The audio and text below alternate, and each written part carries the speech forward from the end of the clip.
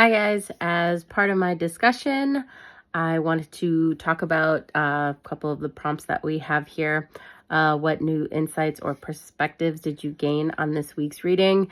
I actually really enjoyed going through all of the rules again. It had been years since I went through and did, I think they were like called sentence maps, where you picked out all of your subject, verb, adverbs, adjectives, and it was really cool to go back and remember how to basically dissect apart a sentence. I also found the reading coupled right behind. I did my reading and then I watched the lectures. And I will say, having like a visual representation after reading was very, very helpful. And I think the lecture videos were extremely informative. I also love how she broke things down, and I was able to, like I always do with most lectures, to take screenshots of some of the lectures so that I can hold on to those and revert back to them. That is basically kind of like my definition of taking notes when I'm taking an online course, and has always helped me.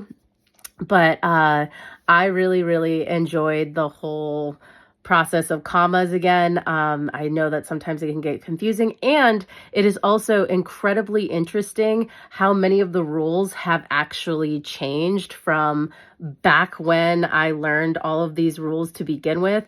Because I remember when I was young, there were rules where you could put the period outside of a quotation, and sometimes that was necessary. Now it's like, that's not even a rule anymore. Don't do that.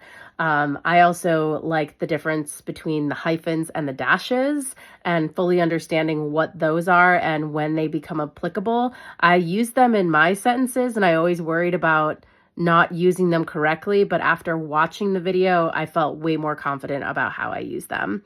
Uh, let's see here. What are some tips and tricks you have discovered that will help you write more effectively? Like I said, I love screenshotting lectures so that I can revert back. I'm a visual learner. I have ADHD, so I need a visual representation of something. And her lectures and having those written examples as she was saying them helped me digest the content more. So that might help somebody out there. I don't know. What questions or uncertainties do I have about the simple math of writing well? I think that there are always going to be instances or circumstances that if I have to, I can revert back to the internet if I have to make sure that the grammar is correct.